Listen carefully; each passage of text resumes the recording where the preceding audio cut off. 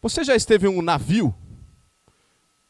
Ontem eu conversava com a Marlene, ela contando que já viajou num cruzeiro. Como o navio é grande. Eu nunca estive num navio.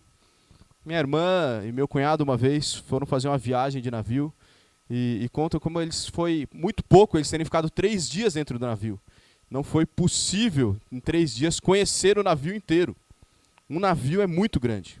Um casal de amigos meus e da Fabiola, que estudaram com a gente no seminário, eles foram missionários durante 1 ano e meio num navio, um navio missionário de uma organização missionária chamada Operação Mobilização. Nesse navio eles viviam com outros 350 missionários do mundo todo e viajavam, no caso deles, principalmente ali pela região da Ásia e da Oceania. E quando ele descreveu a sua experiência com o navio, as palavras dele foram, abre aspas, eu que nunca tinha visto um navio, lembro-me da chegada, achei aquilo gigantesco, com sua buzina em tom grave tocando para recepcionar os novos missionários que subiam pelas escadas. Me lembro também quando pouco depois paramos para manutenção em Singapura e o navio foi tirado da água. Quando desci e olhei para cima, ele parecia ainda mais enorme, com sua hélice de uns 15 metros de diâmetro e o dobro da altura que estávamos acostumados a ver. Mas toda essa grandiosidade desaparecia quando estávamos em viagem, no meio da imensidão do oceano. Olhávamos ao redor e só se via água de todos os lados. Nosso grande navio tornava-se um minúsculo pontinho boiando entre trilhões e trilhões de litros de água. Logo na primeira grande viagem, o mar se agitou e sentimos que o navio estava completamente dominado por ele. Se alguém caísse por descuido ali, seria tragado sem dó. Qualquer coisa que caísse ali levaria horas, ou talvez até dias para chegar ao fundo do oceano. Na minha mente, não há nada que represente mais a imensidão do que o oceano. Um navio está entre os maiores meios de transporte que nós possuímos. Mas ainda assim, um navio é ínfimo, perto do tamanho do oceano. Vivendo na época que vivemos de promoções que valorizam o material. Né? Você talvez já sonhou em ganhar um caminhão do Faustão, ou mais recentemente, agora eu descobri que é o avião do Faustão. Você pode ganhar um avião cheio de prêmios. Mas toda sorte de bênção material é algo ínfimo. É muito menos do que um barco no oceano de bênçãos espirituais que Deus tem para os seus filhos, que Deus tem para cada um de nós, que fomos alcançados pela graça salvadora de Jesus Cristo. Abra sua Bíblia em Efésios capítulo 1, vamos ler dos versículos 3 até o 14. Efésios capítulo 1, versículos 3 a 14. Diz assim então a palavra do Senhor. Bendito o Deus e Pai de nosso Senhor Jesus Cristo, que nos tem abençoado com toda a sorte de bênção espiritual nas regiões celestiais em Cristo.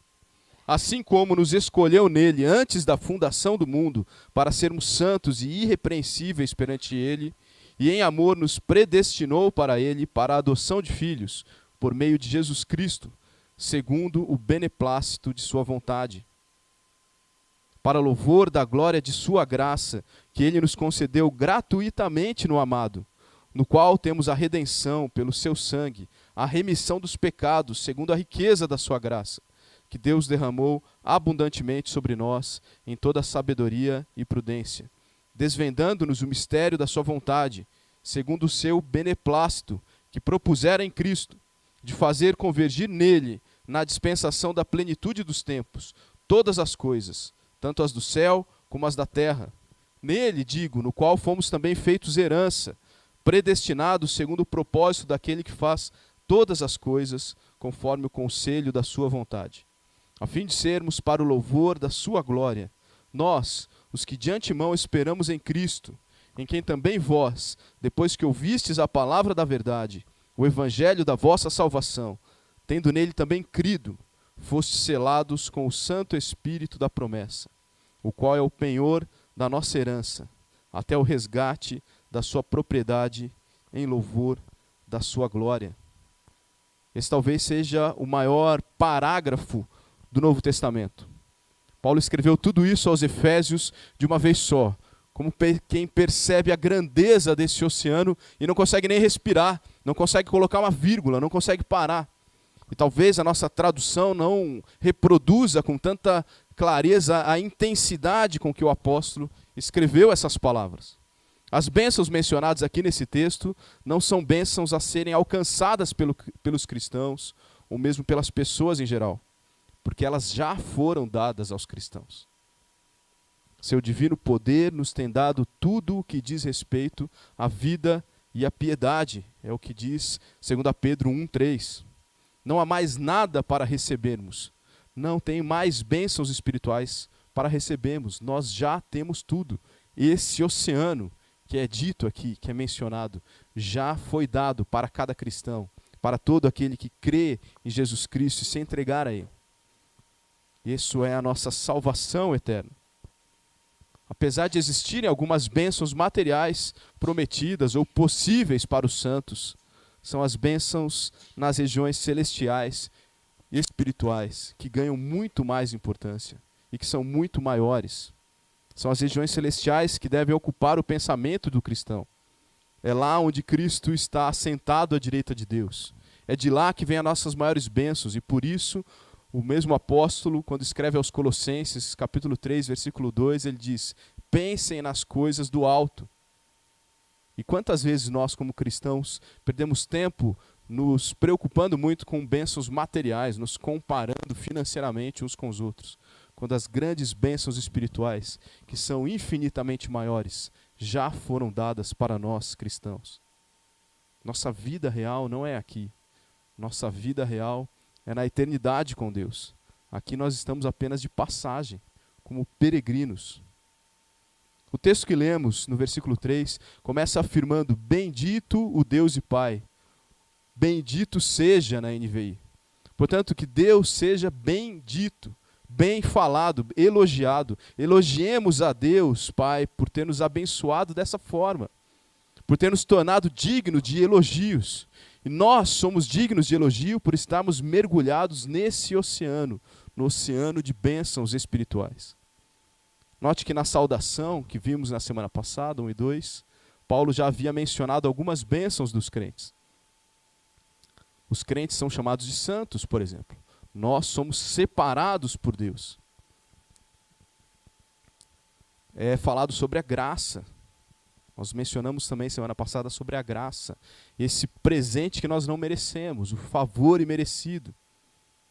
A paz que é possível pela graça de Deus. A paz que é possível mesmo em um contexto tão difícil como viviam os efésios, como vivemos nós hoje no Brasil. Chega a ser, às vezes, desanimador. Se você não tem nenhum tipo de crise hoje na sua vida, essa semana experimente ir ao supermercado. E eu duvido que você não vai entrar em crise. Abasteça o carro. Nós estamos, não só materialmente, nós estamos também moralmente imersos numa grande crise. Mas no versículo 3, Paulo apresenta esse oceano de bênçãos espirituais. É isso que nos dá esperança para vivermos apesar do contexto em que estamos, apesar das dificuldades que enfrentamos. Porque essas bênçãos espirituais inundam a nossa vida e passa a ser mais detalhado a partir do versículo 4. Vemos também que quem promove esse oceano de bênçãos é muito claro. Não é o que eu faço, não é o que eu oferto. É a Trindade. É o Pai, o Filho e o Espírito Santo. Bendito seja o Deus e Pai do nosso Senhor Jesus Cristo, o Filho, pelas bênçãos espirituais, ou seja, do Espírito. Deus Pai é a origem de todas as bênçãos. Jesus é a esfera das bênçãos, sendo mencionado somente nesse trecho pelo menos 12 vezes. E todas as bênçãos são do Espírito. Ainda que seu nome não seja mencionado apenas nos versículos 13 e 14, todas essas bênçãos são do Espírito.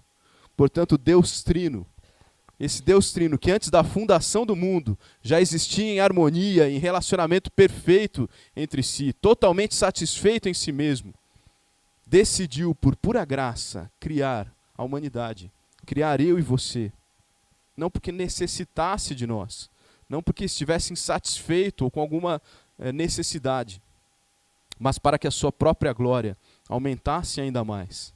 E esse mesmo Deus Trino criou o homem, sabendo que este se rebelaria contra o seu próprio Criador.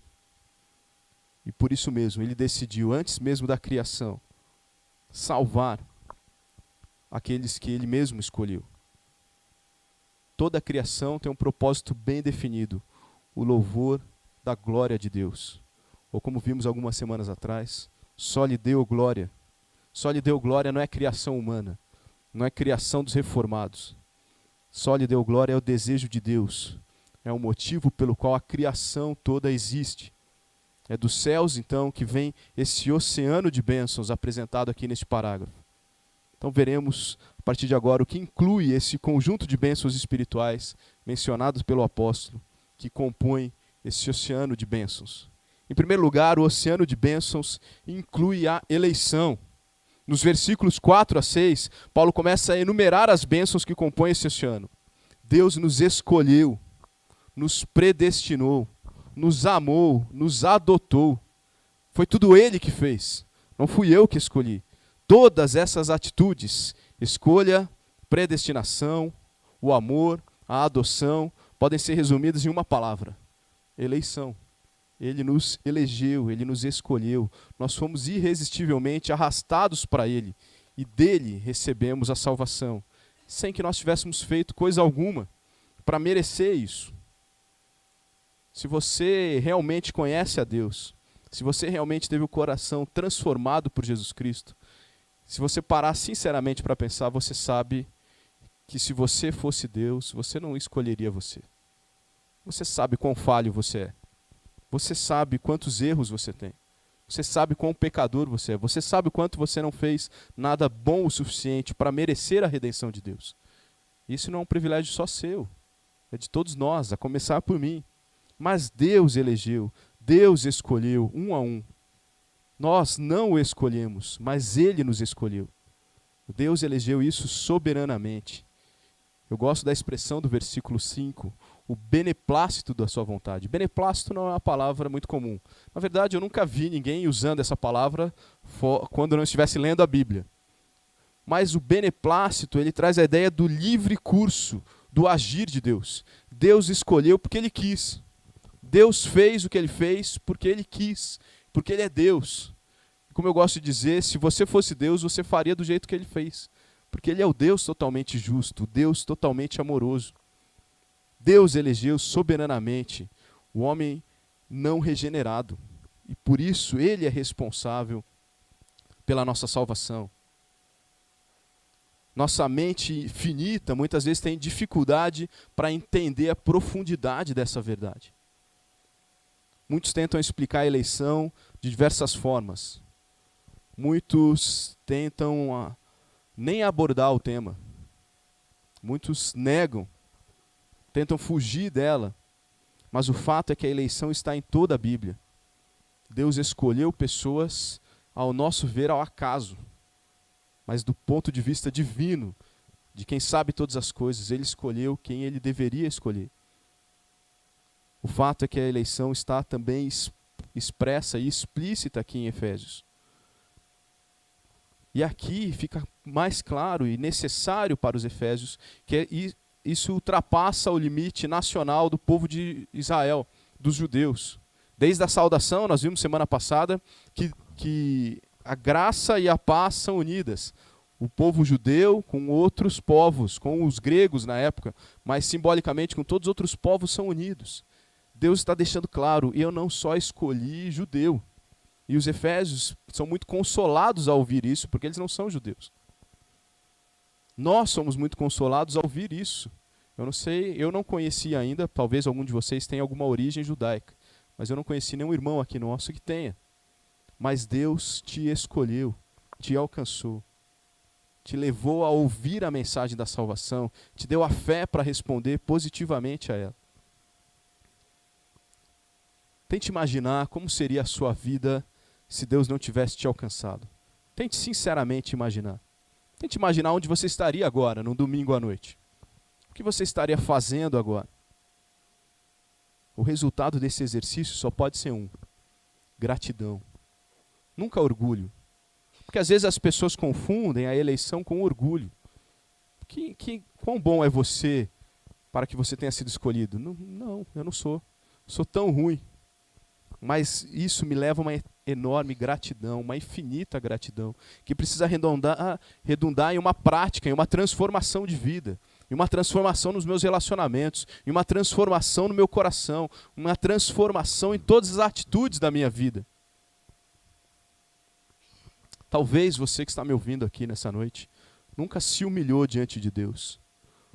Ainda não reconheceu Cristo como o único e suficiente Salvador da sua vida. Nunca se rendeu. Nunca se ajoelhou em sinal de humilhação. Pode ser que você esteja aqui nessa noite justamente por causa da eleição.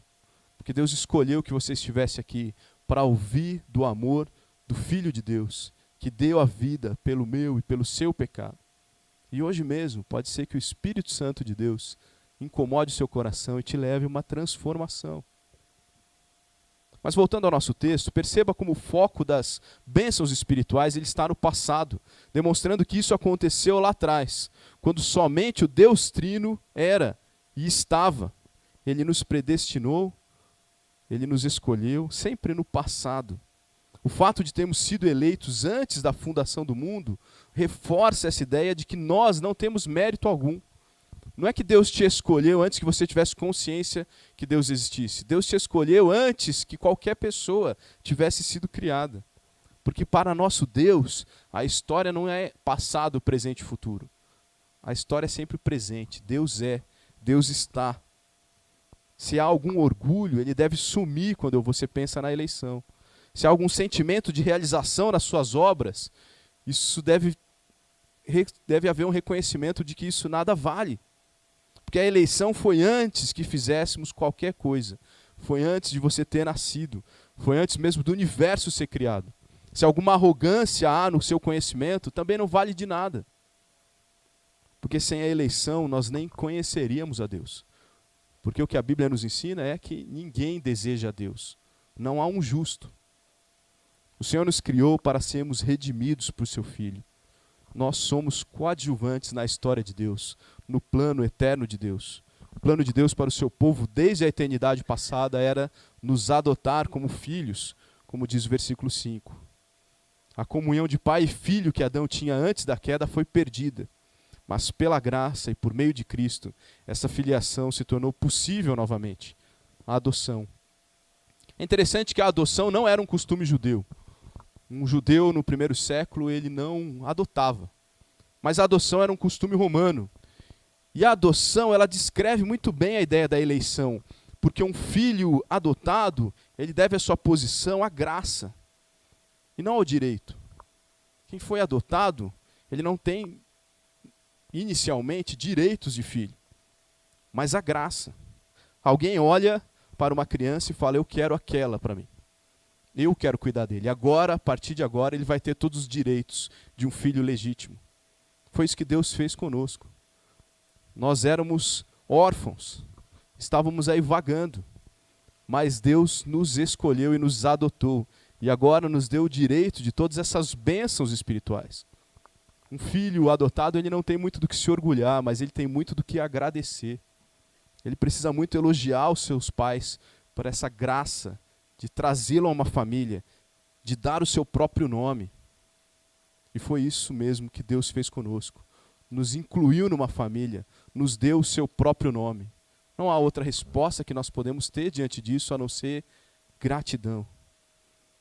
Talvez seja momento de buscar em você alguma atitude que reflita orgulho. Até mesmo do que podemos chamar orgulho espiritual. Com os jovens, nós estamos estudando já há algum tempo um livro que chama-se Pecados Intocáveis, e um dos capítulos fala do orgulho espiritual. O que é esse orgulho espiritual? Aquele que sabe um pouco mais de teologia do que o outro, aquele que se sente um pouco mais piedoso do que o outro, aquele que sabe que ora um pouco mais do que o outro, e isso vai dando aquele orgulho santo. Não existe orgulho santo. Pense no seu jeito de falar, pense na maneira que você defende seus argumentos, pense até na maneira como você defende a sua fé. O que isso reflete? Pense também no seu relacionamento interpessoal. Qual a importância que você dá para as pessoas? Ou como você considera o outro superior a você mesmo? Pense em como e com qual motivação você serve aqui na igreja. Você participa de algum ministério? É com gratidão ou é com orgulho? Lembrar que se não tivéssemos sido adotados, nossa condição seria desesperadora. Abandonados. Deveria nos encher de imensa gratidão e nunca de orgulho. O texto também diz que fomos escolhidos para sermos santos e irrepreensíveis. Mais adiante, em Efésios 2:10, Paulo vai dizer que somos feitura dele, criados em Cristo Jesus para as boas obras, as quais Deus de antemão preparou para que andássemos nela. Romanos 8:29, um texto bastante conhecido, nós lemos que os cristãos foram predestinados para serem conformes à imagem do seu Filho. A palavra, então, traduzida por irrepreensível no versículo 4, nos remete ao Antigo Testamento, no sacrifício, onde somente um animal irrepreensível, um animal perfeito, um animal sem máculas, sem manchas, somente esse poderia ser oferecido a Deus como sacrifício. Nossa vida deve ser assim também. Nós temos que intencionalmente viver para que sejamos irrepreensíveis, para que nós sejamos os sacrifícios, o holocausto irrepreensível, sem mancha, sem mácula, para que possamos ser oferecidos ao Deus que nos adotou, ao Deus que nos escolheu, ao Deus que nos elegeu.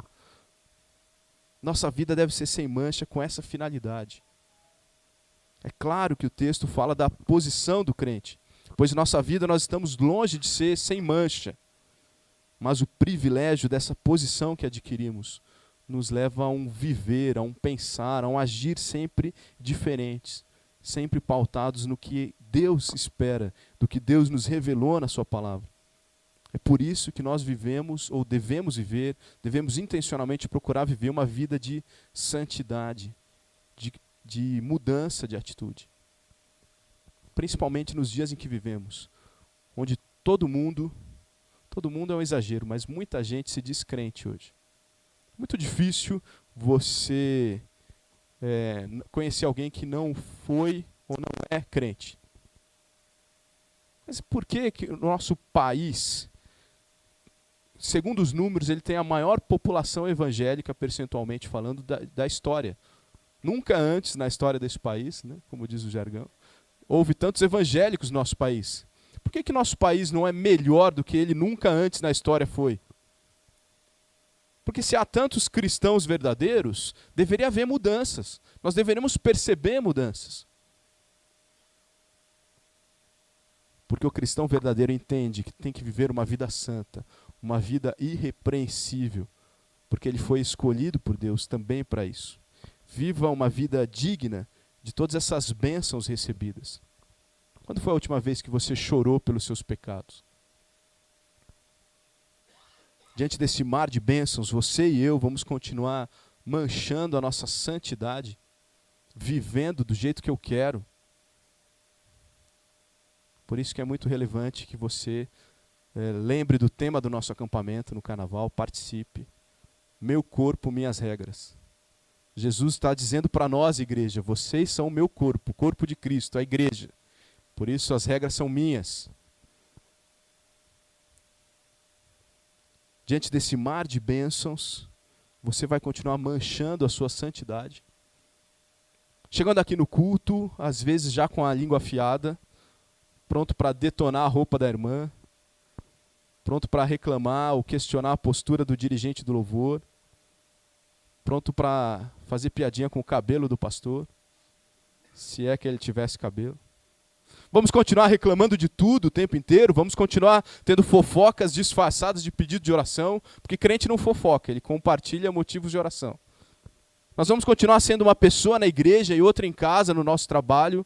Nós vamos insistir nas negociatas, nos jeitinhos. Nós vamos ser iguais a todo mundo no nosso trabalho. Nós vamos permanecer como alunos medíocres na nossa escola. Diante desse oceano de bênçãos, diante da posição que Deus te deu porque Ele te escolheu. Eu não sei porque Ele me escolheu, mas Ele sabe. E a minha única resposta em gratidão deve ser vida. O padrão de santidade é o próprio Deus. É perante Ele que devemos ser irrepreensíveis. O Deus que sabe todas as coisas. O Deus que conhece cada pensamento, cada palavra, cada ação, cada acerto, cada erro. Se caímos no erro de nos compararmos com os outros, ou nos orgulharemos diante dos nossos acertos, ou até mesmo cairemos ainda mais com medo das outras pessoas, o famoso temor a homens. Por isso, nossa comparação única, exclusiva, deve ser com Deus. É perante Ele que devemos ser irrepreensíveis. O padrão é Deus. O Deus que nos escolheu. O oceano de bênçãos inclui a eleição. O oceano de bênçãos também inclui a redenção. Que nesses versículos mais bênçãos, então, são adicionadas. Ele já falou da eleição, predestinação, adoção, amor, graça. E agora ele diz que temos a redenção, ou seja, temos a remissão dos nossos pecados. Nós somos feitos herança de Deus. É-nos revelada a vontade de Deus, pois somos parte do plano perfeito e maravilhoso de Deus. Nós fomos eleitos no passado, antes da fundação do mundo, e temos hoje, por meio do sangue de Jesus, a redenção dos nossos pecados. O que é redenção? Redimir nada mais é do que tornar livre uma coisa ou uma pessoa que se tornou propriedade de outro. E isso diante de um pagamento. Diante de um sequestro, o Pimpim vai lá negociar. É acionado como negociador. E muitas vezes um sequestro termina como? Com o pagamento do resgate. Estava demorando, né? Como pagar um resgate de um sequestro. Isso é redenção, isso é ser redimido. O povo de Israel tinha que conhecer, compreender muito bem isso. E por isso também nós estudamos a história de Israel no Antigo Testamento. Porque esse povo já tinha sido redimido. Eles, por exemplo, eram escravos no Egito. E eles foram libertos. Qual foi o grande preço? A morte. Né? Sangue foi derramado. As pragas, mas finalmente a última praga, que mata os primogênitos. Só não morreram os primogênitos dos judeus. Por quê? Porque o sangue dos cordeiros foi derramado e passado ali nas portas, e eles foram preservados. E a partir então dessa 10ª e última praga, os judeus são redimidos, eles são libertos. No caso do povo de Israel, os animais eram sacrificados. Eles eram simbólicos. O autor de Hebreus diz, no capítulo 10, versículo 4, é impossível que o sangue de touros e bodes remova pecados. Por isso, o sangue dos animais serviu como um símbolo. Serviu como uma sombra, como é a linguagem de Colossenses. Né? Toda a lei ela serviu como uma sombra para mostrar o definitivo, que é Jesus Cristo. Era necessário um sacrifício perfeito, definitivo. E o sangue do próprio Deus foi derramado, o sangue do Deus encarnado, Jesus Cristo. O sangue da aliança que é derramado em favor de muitos. Para quê? Para a remissão dos pecados, Mateus 26, 28. No capítulo 2 de Efésios, Paulo irá explicar qual era a nossa situação antes da redenção, a situação de qualquer pessoa antes da redenção. Ele vai dizer que nós estávamos mortos em nossos delitos e pecados, que nós éramos, por natureza, filhos da ira. O que significa filhos da ira? Merecedores da justa ira de Deus. Por conta da nossa rebeldia diante de Deus, como criaturas que não querem render glória ao Criador, nós merecemos a ira de Deus. O justo pagamento, né, o salário do nosso pecado é a morte. É o que nós merecemos, a ira de Deus. Quem está nessa situação está muito pior do que um refém de sequestro.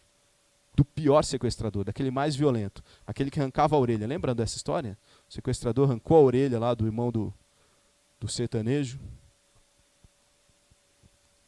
Quem está nessa situação de ser filho da ira de Deus, em inimizade com Deus, está muito pior do que nas mãos de um sequestrador. Nós não podemos deixar de reconhecer isso. Muitas vezes, quando estamos materialmente numa situação favorável, nós tendemos a crer que estamos bem, estamos confortáveis, eu tenho controle. Quando eu fui para o seminário, isso era uma coisa que me chamava a atenção. As pessoas me diziam assim, poxa, eu admiro muito você viver dependendo de Deus. Mas você não vive dependendo de Deus? Como que você vive se não é dependendo de Deus? Porque você tem um emprego, uma carteira registrada, você acha que você não depende de Deus? porque você construiu um patrimônio, você acha que não depende de Deus. Quantos e quantos casos a gente poderia enumerar aqui de pessoas que perdem a saúde de uma hora para outra e reconhecem, realmente eu não tinha controle. Quantos e quantos casos de pessoas que perdem aquele emprego estável de uma hora para outra e aí conseguem reconhecer. Nós somos dependentes de Deus. Mas nós estamos falando de algo muito maior do que questões materiais. Nós não estamos falando de questões finitas. Nós estamos falando de questões eternas, da sua alma. O que será da sua alma quando o seu corpo morrer aqui? Qual será o destino? Todo aquele que não creu na remissão proporcionada por Deus através do sangue de Jesus está refém dos seus pecados. Por isso está condenado à morte eterna, ao inferno.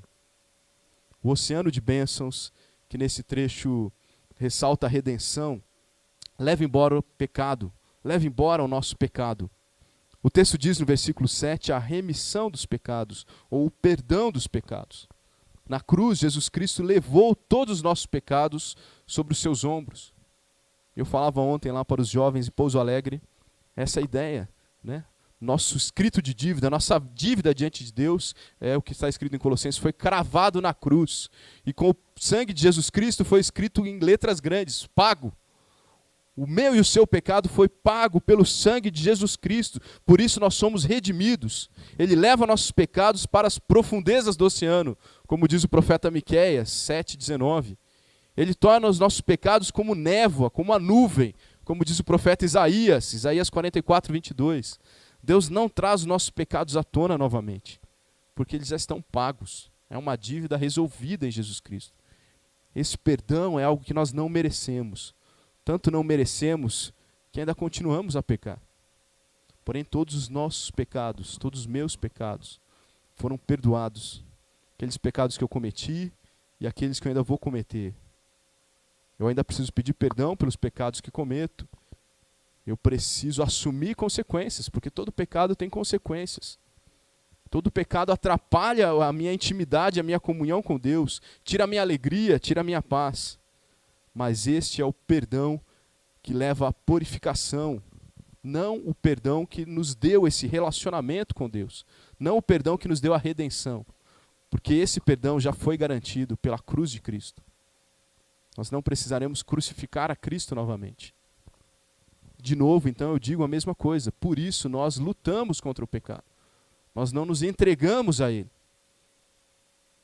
Esse perdão que nós recebemos é segundo a medida, ou segundo a riqueza da graça de Deus. A generosidade de Deus é infinita, porque Ele nos dá de acordo com a riqueza de sua graça infinita. A graça de Deus derramada sobre nós. A graça de Deus é abundantemente derramada sobre nós. Então nós não temos mais que ficar preocupados achando que nosso pecado possa ultrapassar a medida da graça de Deus. Deus derramou abundantemente. E onde abundou o pecado, superabundou a graça. Romanos 5:20. Portanto, não fique deprimido por conta de seus pecados, pensando que Deus um dia vai usá-los contra você. Todos eles já estão pagos por Cristo. Ele te deu perdão. O que cabe a nós? Arrependimento e luta diária contra a prática do pecado. Vocês já ouviram aquela história? Quando a gente chegar no céu, vai passar um filme da sua vida. Se tem uma coisa que eu espero que não aconteça, é isso. Deus não vai me expor ao ridículo diante de todos os salvos, demonstrando todos os meus pecados, porque para Ele isso já está resolvido. Mas o que Ele espera de mim é todas as vezes que eu intencionalmente lutei contra o pecado. E é isso que me dá algum benefício. É isso que nos dá algum galardão. Seja o que for o galardão. Eu creio no galardão no sentido de algo que poderemos oferecer a Deus. Que nós presentearemos a Deus, né, de uma forma simbólica. Mas é isso que vai ser levado em conta. Porque a nossa salvação já foi garantida no passado. O preço do nosso pecado já foi pago na cruz. Os versículos 8 a 10, então, vão nos dizer que Deus nos desvendou o seu mistério. Nos mostrou aquilo que antes estava oculto, que na plenitude dos tempos tudo convergirá para Cristo. Esse é o propósito da história. Jesus é o alvo da história, aquele que vai ajuntar todo o universo em unidade, dando sentido e propósito para todos os acontecimentos da humanidade desde Adão. A história, meus irmãos, pertence a Deus. Em sua soberania, Ele usará tudo o que acontece para o seu propósito final. Fazer convergir em Cristo todas as coisas, tanto as do céu como as da terra. Como estamos pensando em oceano, um fenômeno natural que ocorre nos oceanos é o redemoinho. Não sei se você já viu alguma imagem de redemoinho. Algumas são muito fortes, algumas de satélite, de redemoinhos que são tão grandes que acompanham até a curvatura da Terra. Por algum motivo, aquilo começa a sugar, puxar tudo para dentro de si. Tudo que está por perto de um redemoinho, dependendo do seu tamanho, não precisa nem estar muito por perto, mas é atraído ali para dentro. Tudo que está mergulhado, então, nesse oceano de bênçãos, quando a plenitude dos tempos vier, será convergido nesse enorme redemoinho, levando tudo para Cristo. A criação que geme será libertada. O cristão que sofre com o seu pecado estará livre dele definitivamente. Aqueles que estão em Cristo e receberam as bênçãos da eleição, adoção, graça e redenção, também serão convergidos nele. Esse redemoinho já começou a girar. Eu e você, que éramos gentios, que não somos judeus, já entramos dentro da nova sociedade que é a igreja. E a história então caminha para o desfecho, quando finalmente Cristo será tudo em todos. Essa é a esperança da sua vida? Essa é a esperança da minha vida, e eu não vejo a hora desse redemoinho me puxar para dentro. Fazer convergir nele tudo, a história de Deus, com a humanidade como coadjuvante. Não há lugar para pessimismo ou picuinhas diante de um redemoinho desse. Não há lugar para pessimismo ou picuinhas diante de alguém que reconhece que foi redimido, que era escravo, que era refém, mas que agora foi livre, está sendo atraído cada dia mais por Cristo. Coisas ruins que nos acontecem tiram a nossa alegria. Mas coisas ruins são apenas gotas num oceano. O que é uma gota num oceano? Faça como Paulo, que mesmo preso, manteve o seu olhar na eternidade. O plano de Deus, preparado na eternidade passada, é soberanamente fazer convergir todas as coisas para Jesus Cristo. No primeiro trecho, vimos que Deus Pai nos deu a eleição no passado. No segundo, que Deus Filho nos dá a redenção hoje, através do seu sacrifício na cruz. E agora no terceiro, então, vemos que Deus Espírito nos dá a segurança daquilo que virá. O oceano de bênçãos, então, inclui essa segurança, inclui convicção. Isso fica claro quando atentamos para os termos selados, penhor, propriedade. Não há dúvida da nossa salvação. Nós estamos seguros. O que é segurança? O que é segurança? Segurança é o chão. Segurança é garantia de reposição. Por que nós chamamos de seguro? Quando você põe o seguro lá no seu carro, você está tranquilo. Pode ser até que alguém roube, mas alguém vai pagar. Na verdade, você mesmo que vai pagar, né? Pelos anos que você paga e não usa o seguro. Mas isso é segurança, é certeza, é convicção. O texto nos diz então que ao ouvir e crer nós somos selados.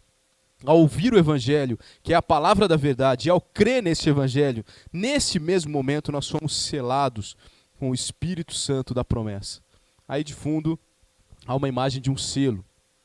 O selo poderia ser como esse pedaço de madeira aí, que está nessa foto, mas muitas vezes ele era colocado num anel para ficar algo mais pessoal, ou um sinete como isso, ou um anel. Mas o selo era uma marca oficial, era uma marca que garantia. Então uma pessoa escrevia uma carta, fechava aquilo, derretia a cera e colocava a sua marca. Ninguém tinha a marca igual à sua. O selo é como nos nossos dias, talvez, como já a assinatura, né? A assinatura é sua. Se você assinou, hoje a assinatura já está sendo substituída pela digital, né? A sua digital só você tem. Então se aquilo foi, talvez se tivesse sido escrito nos dias de hoje, o livro, a carta aos Efésios, o apóstolo diria que nós já fomos colocados com a digital do Espírito Santo. Está garantido, aquilo ali é dele. Não tem mais volta. Um selo vindo da parte de Deus, que carrega a autoridade e os atributos de Deus. Um Deus que é imutável, significa que ele não vai voltar atrás. Ele não vai apagar aquele selo. Ele não vai desistir. O rei Dario, ou o rei Dário, selou a pedra na entrada da cova dos leões, quando jogou Daniel dentro da cova. O que ele quis dizer com isso? Ninguém abre essa porta aqui dessa cova, a não ser eu. Ninguém pode romper esse selo. O rei Assuero selou um decreto que permitia atacar os judeus. E por isso não podia ser revogado, nem mesmo pelo próprio rei. Nós estamos muito mais seguros do que Daniel trancado dentro da cova dos leões. Nós estamos muito mais seguros do que o decreto do rei Assuero. Nós fomos selados pelo Espírito Santo de Deus, o Deus eterno e imutável. A eleição também traz segurança, pois não faz sentido que por alguma coisa que eu faça ou deixe de fazer, isso mude a decisão de Deus. Porque não foi nada que eu fiz ou deixei de fazer que fez com que Deus me escolhesse. Por isso eu não posso perder a minha salvação. Isso está de acordo com a redenção proporcionada pelo Filho. Qual foi a última palavra de Cristo na cruz? Tetelestai, está consumado, está feito. Eu terminei aqui a obra que era necessária, eu paguei. O versículo 13 também fala do penhor, que era uma garantia entre duas partes. Isso que é um penhor. Você pode hoje, se você precisar de dinheiro, ir lá na Caixa Econômica Federal e tirar a sua aliança. Não faça isso. Mas pegar uma joia e deixar lá penhorado. Então a sua joia é a garantia de que você vai pagar o banco. E se você não pagar, ele vai vender a sua joia. Ou para você que gosta desses programas, né? Você pode assistir Trato Feito, né? Uma casa de penhores. A pessoa vai lá e penhora. Na verdade, lá eles nunca penhoram nada, eles só vendem. Mas o penhor é isso, é uma garantia de um pagamento. É muito mais do que um cheque calção. É uma certeza de que aquilo vai ser cumprido. Porque se não for cumprido, o que você penhorou vale muito mais. Se você penhorar a sua joia, você vai conseguir 50%, 60% do valor real dela. Por que o banco faz isso? Para garantir, não, esse cara vai voltar para pegar essa joia, porque ela vale muito mais do que o dinheiro que eu emprestei. Isso é o penhor. A garantia que nós temos é muito grande. Um selo, um penhor, tanta segurança, tanta convicção, só pode resultar em imensa gratidão. Não há outra maneira de viver. Em maio eu estive num congresso no Rio de Janeiro. E um dos preletores lá era um pastor norte-americano do estado de Montana. O estado de Montana, nos Estados Unidos, ele tem duas características importantes para a gente entender essa história. É um estado frio, é um estado em que é muito gelado, e que também há muita caça. É costume do americano de Montana, assim como de outros estados, mas é costume lá em Montana a caça. E ele conta, então, esse pastor, que quando ele era criança, como era um costume caçar, ele ganhou um beagle do pai dele. O beagle é um cachorro muito bagunceirinho, mas é um cachorro de caça. E ele, como filhote, ele era um cachorro muito indisciplinado. Mas o pai dele comprou aquele cachorro para ele, porque queria que fosse o companheiro de caça para eles dois. Só que aquele menino mimava muito o cachorro. E aquele cachorro não conseguia ser treinado pelo pai como um cão de caça. Aquele cachorro era barulhento, aquele cachorro era indisciplinado. Mesmo assim, um dia eles resolveram sair para caçar, pai e filho. E ele conta que tinha aí por volta de seus 9 ou 10 anos de idade. Coisas que só acontecem nos Estados Unidos, né? 9 ou 10 anos de idade, alguém vai caçar com seu pai armado no meio do mato. E ele foi. E o cachorro foi junto. E aquele cachorro só estava atrapalhando a caça. Porque aquele cachorro não obedecia ao pai dele. Não obedecia ao adulto. Aquele cachorro estava acostumado à farra, à brincadeira. E aquele cachorro espantava a caça, porque ele latia, porque ele corria no lugar errado, ele não parava quando tinha que parar, ele não ficava quieto quando tinha que ficar quieto. E não obedecia de forma alguma ao pai dele. E ele já estava um pouco até revoltado. Mas a criança feliz com seu cachorro barulhento. Mas esse cachorro, numa das suas correrias à frente aí do pai e do filho, ele vai atravessar por um rio. E um rio que estava parcialmente congelado. Naquele inverno, o rio cria aquela camada de gelo por cima, continua correndo por baixo, mas ele cria aquela fina camada de gelo. E o cachorro foi atravessar o rio, mas com o seu peso, aquele gelo se quebrou. E o cachorro então cai na água e começa a ser levado pela correnteza, sem conseguir sair, porque daí ele já de baixo para cima não conseguia quebrar o gelo e sair de dentro daquele rio. Então o menino desesperado grita, o pai dele, alguns metros abaixo, pega o rifle, quebra o gelo e consegue pegar pela coleira aquele cachorro e salvá-lo. Então o testemunho é que aquele cachorro nunca mais foi o mesmo. Aquele cachorro nunca mais saiu dos pés do pai dele. E ele disse que ele perdeu o seu primeiro animal de estimação, porque agora aquele cachorro passou a ser do pai. Onde o pai fosse, aquele cachorro estava junto. O que o pai mandasse fazer, ele fazia. Ele virou o cachorro mais obediente da história. Por quê? Porque ele foi redimido. Ele foi salvo da morte. E quem é salvo da morte só pode responder com gratidão. Gratidão. Se não houvesse um redentor na nossa vida, qual seria o nosso destino? Onde estaríamos hoje? Quem reconhece que foi escolhido, que foi adotado, sabe o preço que foi pago. Às vezes nós cantamos que nós não sabemos o preço. Mas nós não sabemos no sentido de que não será cobrado de nós. Mas nós sabemos quanto custou a nossa redenção. Custou a morte do Salvador. Custou a morte de Jesus Cristo. O único que viveu nessa terra sem pecado. A única pessoa que não merecia e nunca mereceu morrer. O único justo se fez maldito por mim e por você. Para salvar, para redimir, para nos livrar da morte eterna. Para garantir que nós nunca mais seríamos excluídos da sua família. A única resposta que nós podemos dar é vida entregue. Vida rendida. Eu não sei com qual intenção você levanta a mão quando você canta, se é que você levanta. Mas sua intenção deveria ser como você reage diante de um assaltante. Eu não tenho nada para fazer. Eu estou rendido aqui diante de Deus. Porque o Senhor me redimiu. Só o Senhor pode dizer o que eu faço, o que eu não faço. Eu sou muito grato. Quanto você é grato pela sua salvação? Eleição, redenção e segurança. Como você deveria se sentir diante de tudo isso? Um oceano de bênçãos. Creio que devemos nos sentir realmente como diante da imensidão do oceano. Eu sou muito pequeno diante de Deus. Eu sou menos do que um barco a remo no oceano.